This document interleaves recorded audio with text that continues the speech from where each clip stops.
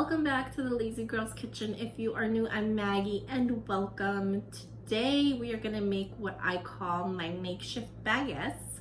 I make these with fresh yeast. You guys know that I love using fresh yeast. It's how I grew up making things, so that's why I'm used to using it. However, if you do not have fresh yeast or don't like to use it or can't find it, I will always have the recipe written out for you with instant yeast on my website. So if you can't find it or don't want to use it, that's totally fine. You can totally make it with instant yeast. Like I said, these are just what I call my makeshift baguettes. They're perfect for, like, if you like bruschetta. I make my garlic bread. I just cut it in half and do some butter with garlic and cheese, and I pop it in the oven to heat it up, and it's so good.